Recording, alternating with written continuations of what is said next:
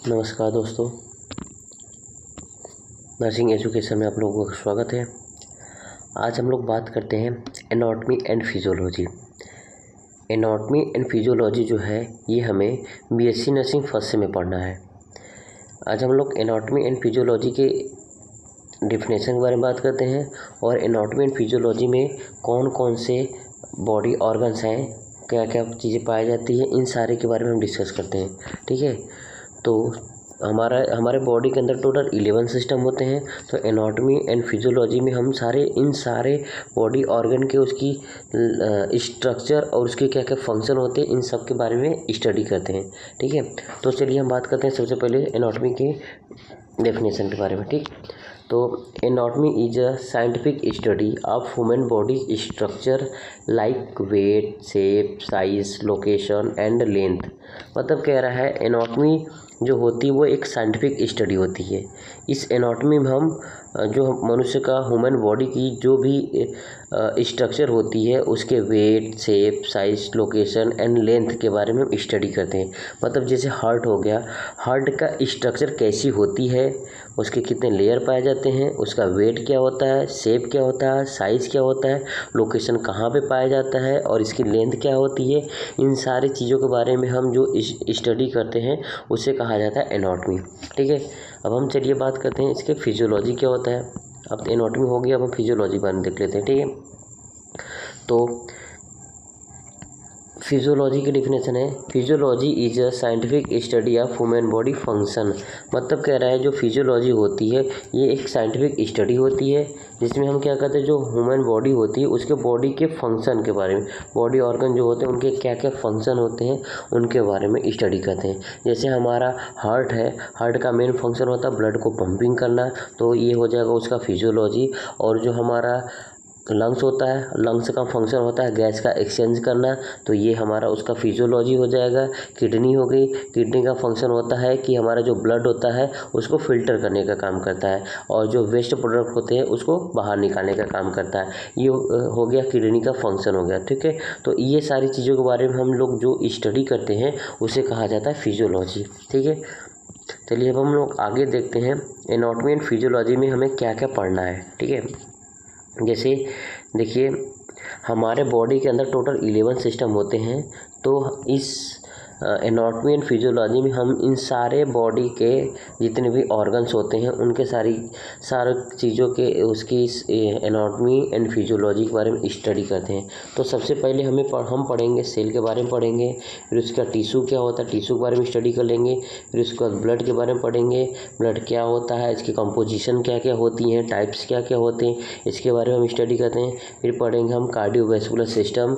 Cardiovascular system मतलब कि जो हमारा हार्ट होता है उसके पूरे एनाटॉमी एंड फिजियोलॉजी के बारे में पढ़ते हैं। एनाटॉमी मतलब कि उसका साइज, शेप, लोकेशन कहाँ पे पाया जाता है, इसकी लेयर क्या होती है और फंक्शन क्या होता है, कैसे कैसे ब्लड हमारे हार्ट में आता है और पूरे बॉडी में कैसे सर्कुलेट होता है, इसकी जो फंक्शन होती है उसके बारे में हम पढ़ेंगे। ये हमारा कार्डियोवैस्कुलर सिस्टम हो जाएगा। और लिम्फेटिक सिस्टम, लिम्फेटिक सिस्टम मतलब ये हमारे एक प्रकार का इम्यून सिस्टम होती है जो कि हमारे बॉडी को फॉरेन पार्टिकल से प्रोटेक्ट करने का काम करती है। तो इसके बारे में हम स्टडी कर देंगे। फिर उसके बाद हम पढ़ेंगे नर्वस सिस्टम। नर्वस सिस्टम में जो हमारा ब्रेन होता है, स्पाइनल कार्ड होता है और हमारा जो न्यूरॉन होते हैं उनके बारे में हम स्टडी करते हैं। फिर स्पेशल सेंसर मतलब हमारे जो 5 सेंसरी ऑर्गन होते हैं उन सारी चीज़ों के बारे में उसमें हम स्टडी करते हैं। 5 सेंसरी ऑर्गन कौन कौन से होते हैं हो जाएंगे हमारे जितने भी हो गया, हमारा ईयर हो गया, नोज है, स्किन हो गया, टंग हो गया और आई हो गया। इन सारे 5 जो सेंसरी ऑर्गन होते हैं इसके बारे में हम जो स्टडी करेंगे वो हमारा आ जाएगा स्पेशल सेंसेशन के बारे में। फिर हम पढ़ेंगे इंडोक्राइन सिस्टम। इंडोक्राइन सिस्टम जो है ये हमारा जो हमारे इंडोक्राइन सिस्टम होते हैं जो कि अंतःस्रावी ग्रंथि होती है, इसमें हमारे कौन कौन से हार्मोन्स सिक्रीट होती है, कहाँ से सिक्रीट होती है, इसके बारे में हम स्टडी करेंगे। फिर पढ़ेंगे हम रिस्पायरेटरी सिस्टम। रिस्पायरेटरी सिस्टम हम जितने भी रिस्पायरेटरी सिस्टम के अंदर ऑर्गन आते हैं उन सब के बारे में स्टडी करेंगे। जैसे हो गया नोज हो गया, ट्रेकिया हो गया, लैरिंग्स हो गया, फेरिंग्स हो गया, ब्रोंकाइल, ब्रोंक्यूल्स, लंग्स हो गया। इन सारी चीज़ों के बारे में हम स्टडी करेंगे। उसके एनाटॉमी एंड फिजियोलॉजी के बारे में वो पढ़ेंगे। पढ़ेंगे हम रिस्पायरेटरी सिस्टम, फिर हम पढ़ेंगे डाइजेस्टिव सिस्टम। डाइजेस्टिव सिस्टम हम उसके हमारे जितने भी डाइजेस्टिव सिस्टम के अंतर्गत जितने भी बॉडी पार्ट्स होते हैं उन सब के बारे में स्टडी कर देंगे। फिर यूरिनरी सिस्टम पढ़ेंगे, फिर उसके बाद स्किन के बारे में पढ़ेंगे, फिर अगला यूनिट आएगा जो हमारा रेसिस्टेंट है, इम्यूनिटी होगी, फिर उसके बाद स्केलेटल सिस्टम पढ़ेंगे, फिर उसके बाद रिप्रोडक्टिव सिस्टम पढ़ेंगे। तो एनाटॉमी एंड फिजियोलॉजी जो है वो हमारे बीएससी नर्सिंग फर्स्ट सेम में इन सारे जितने भी सिस्टम होते हैं इन सारे सिस्टमों के बारे में हम स्टडी करेंगे। ठीक है, तो चलिए हम सबसे पहले बात करते हैं सेल के बारे में। ठीक है, तो चलिए बात करते हैं सेल का डेफिनेशन क्या होता है। ठीक है, तो सेल, इसके पहले इंट्रोडक्शन क्या है, इंट्रोडक्शन एंड डेफिनेशन। ठीक है, तो ये क्या है, cell are the smallest structure and functional unit of the body. ये जो हमारा सेल होता है, सेल हमारे बॉडी का सबसे छोटा smallest structure and functional unit होती है हमारे बॉडी का, जिससे कि हमारे बॉडी का एक निर्माण होता है। तो हमारा बॉडी जो बनी हुई है वो सबसे पहले सबसे छोटे से एक सेल से मिलकर बना होता है। ये जब सेल एक एक साथ मिलते हैं तो ये क्या बनता है, टिश्यू बनता है। जैसे ये हमारा एक सेल हो गया, एक सेल मिल जाएगा तो एक सेल से क्या बनेंगे, अनेक सेल बनेगा। ठीक है, जब एक सेल बनेगा यानी ग्रुप ऑफ सेल, जब ये ग्रुप ऑफ सेल बनते हैं तो एक टिश्यू बनाता है। ठीक है, जब ये टिश्यू क्या होते हैं एक साथ मिलते हैं तो क्या बना देगा, ग्रुप ऑफ टिश्यू बनता है। जब ये ग्रुप ऑफ टिश्यू मिलते हैं एक साथ तो हमारा बनता है ऑर्गन बनता है। ठीक है, ये ऑर्गन बनेगा। जब ये हमारा ऑर्गन बनेगा, एक एक ऑर्गन जब मिलेगा तो धीरे धीरे क्या बनेगा, ये बॉडी हमारा बनेगा। जब हमारा बॉडी बन जाएगा तो ये क्या बन जाएगा, हमारे एक बॉडी सिस्टम का निर्माण करेगा, पूरा हमारा की फॉर्मेशन हो जाएगा। ठीक है, तो यही हमें पढ़ना है। सेल जो होती है हमारे बॉडी का smallest structural and functional unit होती है। ठीक है, तो एक एक सेल मिलकर के हमारे बॉडी का निर्माण करता है। ठीक है, चलिए आगे बात करते हैं। अब हम बात करते हैं इसके स्ट्रक्चर एंड फंक्शन। सेल का स्ट्रक्चर एंड फंक्शन क्या क्या होता है।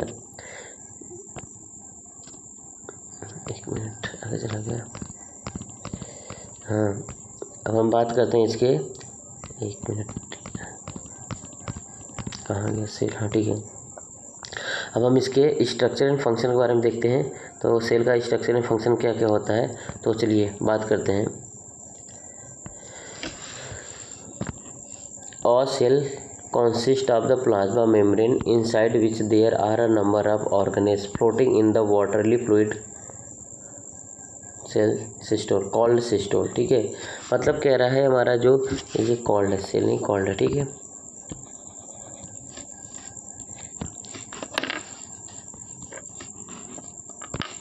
कॉल्ड CALL, ठीक है, कॉल्ड लिखा है। यानी कि सेल जो होता है ये हमारे सेल का जो सबसे बाहरी लेयर पाया जाता है जिसे हम कहा जाता है प्लाज्मा मेम्ब्रेन। ये जो प्लाज्मा मेम्ब्रेन होते हैं सबसे आउटर लेयर जो होता है वो प्लाज्मा मेम्ब्रेन होता है सेल का, जो कि हमें हमारे सेल को फॉरेन पार्टिकल से बचाने का काम करता है। ठीक है, तो all cell consist of the plasma membrane inside which there are the number of organelles floating in the watery fluid called the cytosol. मतलब कह रहा है एक सेल के अंदर पाया जाता है प्लाज्मा मेम्ब्रेन। प्लाज्मा मेम्ब्रेन जो होती है सेल को कवर करने का काम करती है, जिसके अंदर बहुत सारे ऑर्गेनेल्स पाए जाते हैं, सेल ऑर्गेनेल्स पाए जाते हैं, जो कि हमारे सेल मेम्ब्रेन के अंदर पाया जाता है एक साइटोप्लाज्म। इस साइटोप्लाज्म यह एक जो रहता है जेली लाइक स्ट्रक्चर होती है। इस साइटोप्लाज्म के अंदर जितने भी सेल होते हैं और सेल ऑर्गेनेल्स होते हैं वो क्या करते हैं, फ्लोटिंग करते हैं, तैरते रहते हैं। ठीक है, जैसे हम फिगर देख लेते हैं, ये हमारा एक क्या हो गया, फिगर से हम बात करेंगे तो आपको अच्छे समझ में आएगा। चलिए देखते हैं, ये जो हमारा है ये क्या है, सेल है। ये पूरी बॉडी जो बनी एक सेल की है। ठीक है, ये जो पूरा पार्ट बना है ये क्या है, सेल है। ठीक है, ये सेल का एक फिगर बना है। ठीक है, इस सेल का जो सबसे बाहरी लेयर पाया जाता है जिसे हम क्या कहते हैं, प्लाज्मा मेम्ब्रेन। ये जो सबसे आउटर लेयर पाया जाती है, ये आउटर लेयर पाया जा रही है ना, ये क्या आता है, प्लाज्मा मेम्ब्रेन होता है। ठीक है, जैसे कि फिगर में दिखाई दे रहा है आपको, एक मिनट थोड़ा सा नीचे कर लें। ठीक है, ठीक है, ये जैसे ये हमारा क्या है, सबसे बाहरी लेयर पाया जाता है जिसे हम क्या कहते हैं, सेल मेम्ब्रेन कहते हैं। ठीक है, या इसे हम कहते हैं प्लाज्मा मेम्ब्रेन के नाम से भी जाना जाता है। ये सबसे आउटर लेयर पाया जाता है और फिर उसके बाद सेल के अंदर ये क्या होता है, वाटर लाइक सबस्टेंस प्रेजेंट होते हैं। जो ये वाटर की तरह जो हमें दिखाई दे रहा है, ये वाटर लाइक सबस्टेंस पाए जाते हैं, जो कि हमारे सेल ऑर्गेनेल सेल के अंदर पाया जाता है, प्लाज्मा मेम्ब्रेन के अंदर पाए जाते हैं। जो कि ये जो ऑर्गेनेल्स होते हैं, सेल ऑर्गेनेल्स, ये पूरे क्या होते हैं, उसके अंदर फ्लोटिंग करते रहते हैं, जिसके कारण अगर ये हमारा प्लाज्मा ये जो हमारा साइटोप्लाज्म होती है, ये क्या करते हैं, दो सेल ऑर्गेनेल्स को आपस में फ्रिक्शन से बचाने का काम करता है, घर्षण से बचाने का काम करता है। जो सेल ऑर्गेनेल्स होते हैं वो क्या करते हैं, सेल के अंदर प्रोटीन कहते हैं तैरते रहते हैं, तो ये आपस में आकर के क्या करेंगे, टकराते हैं। तो इसके कारण इसमें जो हमारा साइटोप्लाज्म होता है उसको फ्रिक्शन उससे बचाने का काम करता है। ठीक है, जैसे कि हमारा ग्रीस होता है, चैन का साइकिल का जो वो होता है, चैन होता है, उसके अंदर हम ग्रीस लगाते रहते हैं, वो क्या करता है, उसको रगड़ने से बचाने का काम करता है। तो उसी काम यही भी होता है, जो हमारा साइटोप्लाज्म होता है ये भी दो सेल को आपस में रगड़ने से बचाने का काम करता है। ठीक है, जैसे ये दो हमारे सेल हो गए, ये एक सेल ऑर्गेनेल्स हो गए, एक सेल ये ऑर्गेनेल्स। जब ये दोनों आपस में टकराते हैं तो क्या होगा, इसके अंदर फ्रिक्शन होगा, रगड़ा होगा, तो इसमें एक इसके अंदर चोट जैसी संरचना बनने लगेगी, जिससे इफेक्ट होगा। तो ये जो हमारा साइटोप्लाज्म होता है उसको वो बचाने का काम करता है। ठीक है, फिर उसके अंदर हमारा सेल ऑर्गेनेल्स जो होते हैं क्या क्या होते हैं, एक होता है हमारा माइटोकॉन्ड्रिया होती है, जिसे हम क्या कहते हैं, power house of the cell का पावर हाउस भी कहा जाता है इसको। फिर उसके बाद अब आता है हमारा न्यूक्लियस पाया जाता है, जो कि मेन पार्ट्स होता है हमारे सेल का। फिर उसके बाद सेल के अंदर ही, न्यूक्लियस के अंदर ही डीएनए पाया जाता है। फिर उसके बाद एंडोप्लाज्मिक रेटिकुलम होती है, जो कि सेल का एक स्केलेटल का फॉर्म करता है, सेल को खड़े करने में सहायता प्रदान करता है। फिर उसके बाद आ जाता है हमारा लाइसोसोम होती है, फिर उसके बाद राइबोसोम पाया जाता है, फिर गाल्जी अपार्टस पाया जाता है। ठीक है, गाल्जी अपार्टस को हम गाल्जी बॉडी के नाम से भी जानते हैं। ठीक है, तो चलिए हम बात करते हैं अब आगे।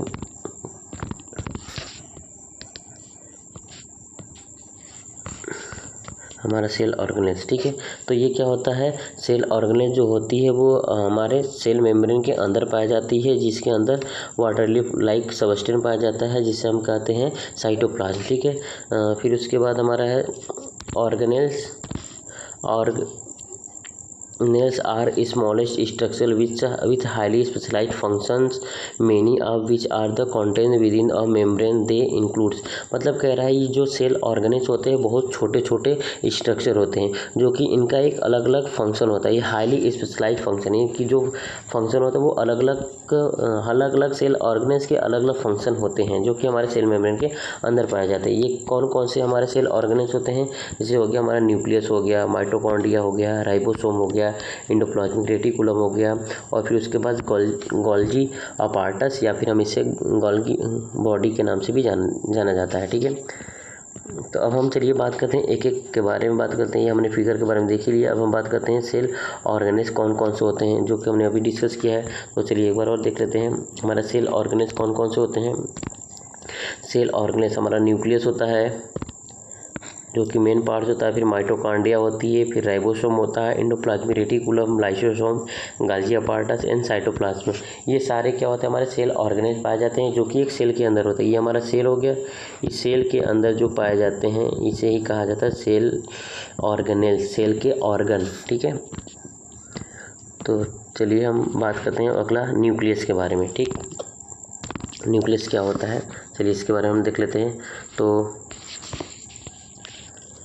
nucleus, every cell in the body has a nucleus with the exceptions of the mature erythrocytes, red blood cells in skeletal muscles and some other cell contain several nuclei. मतलब कह रहा है हमारा जो न्यूक्लियस होती है वो हमारे हर एक बॉडी के अंदर प्रेजेंट होती है, जो कि हमारे बॉडी को पूरे हमारे सेल ऑर्गेनल को कंट्रोल करने का काम करता है। ठीक है, कोई भी इंस्ट्रक्शन देना होता है ये हमारा न्यूक्लियस ही देने का काम करता है। ठीक है, ये इसे न्यूक्लियस को ही कहा जाता है main component of the cell. ठीक है, the nucleus contain the body's genetic materials which direct the activities of the cells. मतलब ये कह रहा है ये हमारा जो सेल न्यूक्लियस होती है contain the genetic material, nucleus के अंदर जेनेटिक मटेरियल पाई जाती है, जो कि पूरे सेल को एक्टिविटी कराती, जो भी काम होता है हमारे सेल के अंदर, कोई भी फॉरेन पार्टिकल होता है उसको किल कराना, प्रोटीन का सिंथेसिस कराना। ठीक है, और जो हमारा माइटोकॉन्ड्रिया होती है उसको एनर्जी प्रोवाइड कराना, एनर्जी का फॉर्मेशन कराना। ठीक है, ये सारे जितने भी हमारे सेल ऑर्गेनेल्स होते हैं उनको इंस्ट्रक्शंस देने का काम करता है। ठीक है, चलिए अब हम बात करते हैं अगला जो है हमारा माइटोकॉन्ड्रिया। ठीक है, माइटोकॉन्ड्रिया क्या होती है, हम इसके बारे में डिस्कस कर लेते हैं। तो mitochondria are the double membrane bounded organelles present in the cytoplasm of the almost all eukaryotic cell. मतलब कह रहा है जो माइटोकॉन्ड्रिया होती है डबल लेयर का एक ऑर्गेनेल्स होता है जो कि हमारे साइटोप्लाज्म के अंदर प्रेजेंट होता है। और ये जो माइटोकॉन्ड्रिया होती है वो सारे यूकैरियोटिक सेल के अंदर प्रेजेंट होते हैं। They are often called the power house of the cell.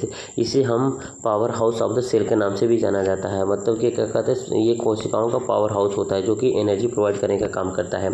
Because they generate energy in the form of the adenosine triphosphate through the process of the cellular respiration.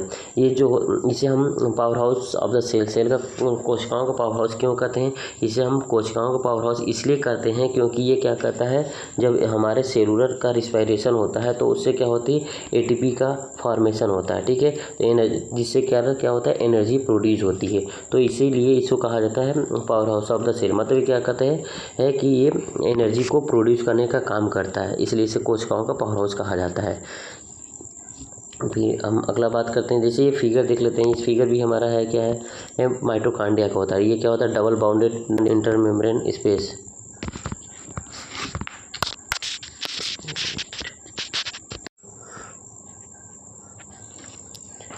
फिर ribosome पाया जाता है और फिर उसके बाद आउटर मेम्ब्रेन, सबसे बाहरी ये जो लेयर पाया जाती है उसे आउटर मेम्ब्रेन के नाम से भी जाना जाता है। ठीक है, अब हम चलिए बात करते हैं उसके डेफिनेशन। Intermembrane space.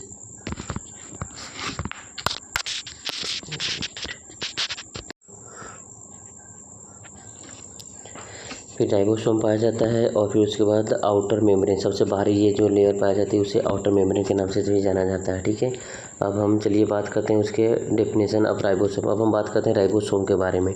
ठीक है, तो राइबोसोम आर स्मॉल स्फेरिकल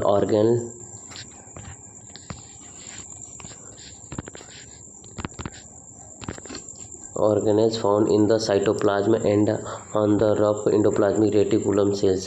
मतलब कह रहा है ये जो हमारा राइबोसोम जो होती है वो स्मॉल स्फेरिकल गोले के आकार की एक संरचना पाई जाती है जो कि साइटोप्लाज्म के अंदर पाई जाती है। ठीक है, और क्या होता है, ऑन द इंडोप्लाज्मिक रेटिकुलम, और इंडोप्लाज्मिक रेटिकुलम जो रफ इंडोप्लाज्मिक रेटिकुलम था उसके साइड पे ये प्रेजेंट होता है। They are the responsible for the protein synthesis.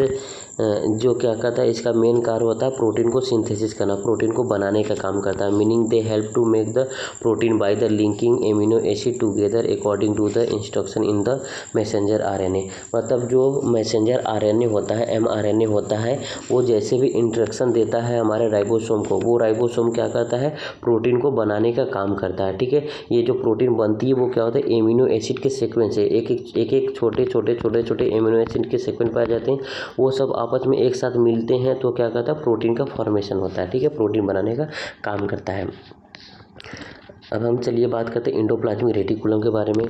Endoplasmic reticulum, the endoplasmic reticulum is network of the membranous tubular and sac found in the cytoplasm of the cell. मतलब कह रहा है जो हमारा इंडोप्लाज्मिक रेटिकुलम होता है एक नेटवर्क के तरह मेम्ब्रेनस ट्यूबुल मतलब क्या होती है, एक धागे नुमा से संरचना निकली होती है जो कि क्या करता है, हमारे साइटोप्लाज्म के अंदर प्रेजेंट होता है। ठीक है, it play an important role in the synthesis, folding and modification and transport of the protein and lipid. ये जो होती है एक बहुत बड़ा रोल प्ले करती है जो कि हमारे प्रोटीन का सिंथेसिस, प्रोटीन या लिपिड होगा उसकी सिंथेसिस करना होता है, फोल्डिंग करता है, मॉडिफिकेशन करता है और ट्रांसपोर्ट करने का काम करता है प्रोटीन एंड लिपिड का। ठीक है, ये जो हमारा इंडोप्लाज्मिक रेटिकुलम होता है वो 2 टाइप्स का होता है। एक होता है हमारा रफ इंडोप्लाज्मिक रेटिकुलम होता है और दूसरा होता है स्मूथ इंडोप्लाज्मिक रेटिकुलम। ठीक है, तो चलिए हम बात करते हैं दोनों के बारे में। रफ इंडोप्लाज्मिक रेटिकुलम क्या होता है और स्मूथ इंडोप्लाज्मिक रेटिकुलम क्या होता है। तो rough endoplasmic reticulum has ribosome on the surface and help in the protein synthesis. जो हमारा रफ इंडोप्लाज्मिक रेटिकुलम होती है वो जो होता है वो सरफेस पे पाया जाता है। ठीक है, सरफेस सबसे ऊपरी लेयर पे पाई जाती है जो कि प्रोटीन को सिंथेसिस में हेल्प करता है। ठीक है, प्रोटीन का सिंथेसिस करता है। फिर अगला जो है हमारा स्मूथ इंडोप्लाज्मिक रेटिकुलम वो है like ribosome and is involved in the lipid synthesis and the detoxification. मतलब कह रहा है ये जो हमारा स्मूथ इंडोप्लाज्मिक रेटिकुलम होता है, इसके अंदर लैक राइबोसोम प्रेजेंट होती है और ये जो होता है लिपिड के सिंथेसिस में हेल्प करने का काम करती है एंड डीऑक्सीफिकेशन करता है, लिपिड का सिंथेसिस करता है एंड डीऑक्सीफिकेशन भी करने का काम करता है। ठीक है, अब हम बात करते हैं लाइसोसोम के बारे में। तो lysosome are the small membrane bounded cells organelles that contain the digestive enzymes. Lysosome जो होता है वो भी एक स्मॉल स्ट्रक्चर होता है, ये membrane bounded the cell organelle, ये भी क्या होता है सेल ऑर्गेनल के अंदर प्रेजेंट होता है, जो कि क्या कहता है डाइजेस्टिव, इसके अंदर डाइजेस्टिव एंजाइम पाए जाते हैं। मतलब हमारे बॉडी के अंदर जब सेल का ब्रेक डाउन होता है तो इसको इनगल्प कर लेता है, जो भी वेस्ट प्रोडक्ट होते हैं उसको क्या कहता है इनगल्प करने का काम करता है। They help to break down the waste materials, damage cell parts and foreign substance inside the cell. जिससे कि हमारा जो भी सेल होता है, सेल के अंदर जितने भी डैमेज पार्टिकल्स होते हैं, ठीक है, फॉरेन पार्टिकल्स होते हैं, वेस्ट मटेरियल होते हैं, उन सबको क्या करता है ये इनगल्प कर जाता है, उसको खा जाता है या उसको नष्ट करने का काम करता है। It is also called the suicidal bag of the cell, और इसे क्या कहता है आत्महत्या की थैली के नाम से भी जाना जाता है। मतलब कि जैसे कि उसे पता हो जाता है कि सेल, उसी का खुद का सेल अगर डैमेज होता है तो वो खुद अगर वो दूसरे सेल को अफेक्ट करने वाला होता है तो वो अपने आप को क्या करता है नष्ट कर लेता है, इसलिए इसे कहा जाता है suicidal bag of the cell. ठीक है, इसे कहा जाता है आत्महत्या की थैली के नाम से भी जाना जाता है। ठीक है, चलिए अब हम बात करते हैं इसके गाल्जी अपार्टस क्या होता है। The गाल्जी apparatus also called the गाल्जी complex और गाल्जी बॉडी। गाल्जी अपार्टस को हम गाल्जी कॉम्प्लेक्स या फिर गाल्जी बॉडी के नाम से भी जाना जाते हैं। It is a cell organelle made up of the series of the flattened membranes bound sac. मतलब क्या कहता है ये एक सेल ऑर्गेनेज होते हैं जो कि क्या होता है ये आपस में, जैसे कि इसकी जो सेल ऑर्गेनेज होती है एक के ऊपर एक फोल्ड होकर के लगी हुई संरचना होती है, इसलिए इसे कहा जाता है फ्लैटेंड मेम्ब्रेन बाउंडेड। ठीक, चलिए हम फिगर में देख लेते हैं इसको। जैसे ये दिख रहा है हमें, हमारा ये राइबोसोम होता है। ठीक है, राइबोसोम जो ये है क्या है हमारा, ये फोल्ड हुआ एक संरचना पाई जाती है ना, इसे फोल्डेड हुई संरचना पाई जाती है, इसको कहा ये जो होता है एक राइबोसोम होता है। ठीक है, जो कि सॉरी ये राइबोसोम नहीं, गाल्जी अपार्टस ही, सॉरी ये हमारा क्या है गाल्जी अपार्टस है, जो कि क्या होता है फोल्डेड संरचना पाई जाती है। ठीक है, ये फोल्ड होके लगी हुई है।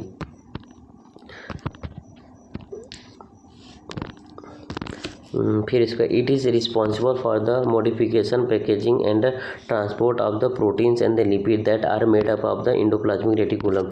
यह जो हमारा गाल्जी अपार्टस होता है, इसे ये क्या करता है हमारे जितने भी प्रोटीन होती हैं और लिपिड होती है जो कि हमारे इंडोप्लाज्मिक रेटिकुलम के द्वारा बनी होती है, उन सारे प्रोटीन्स एंड लिपिड का क्या करता है ये मॉडिफिकेशन, पैकेजिंग एंड ट्रांसपोर्ट करने का काम करता है। गाल्जी अपार्टस या गाल्जी बॉडी को हम ट्रैफिक पुलिस के नाम से भी जानते हैं।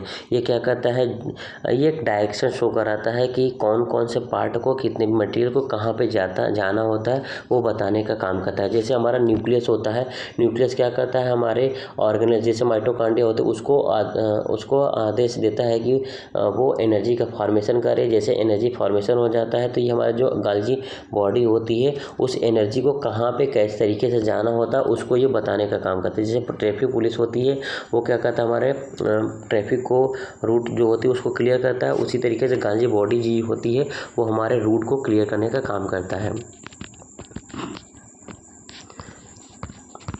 अब हम बात करते हैं साइटोप्लाज्म के बारे में। तो साइटोप्लाज्म हमारा जो है वो cytoplasm is a jelly like substance present inside the cell membrane that surrounded the nucleus. मतलब ये हमारा जो साइटोप्लाज्म होता है ये एक जेली लाइक स्ट्रक्चर पाई जाती है। ठीक है, जेली लाइक जल के नमा के तरह एक संरचना पाई जाती है जो कि हमारे सेल मेम्ब्रेन के अंदर पाया जाता है। ठीक है, और ये हमारे न्यूक्लियस जो होती है न्यूक्लियस के चारों तरफ प्रेजेंट होता है। It contain the various cell organelle and it is the site where most of the metabolic activities of the cell occur. और जहाँ पे हमारे बॉडी का जो सेल का मेटाबॉलिक एक्टिविटी होती है वो उस एरिया में सबसे ज़्यादा पाया जाता है। और ये क्या कहते हैं पूरे सेल ऑर्गेनेज को चारों तरफ से घेरे रहता है जो कि फ्रिक्शन से बचाने का काम करता है। ठीक है, हमने जैसे कि फिगर में आपको दिखाया था, ये हमारा क्या है, साइटोप्लाज्म है। ये साइटोप्लाज्म है जो कि क्या करता है, चारों तरफ से पानी नुमा झिल्ली संरचना पाई जाती है जो कि चारों तरफ पूरे ऑर्गेनल्स को कवर करने का काम करता है। ठीक है, थैंक यू।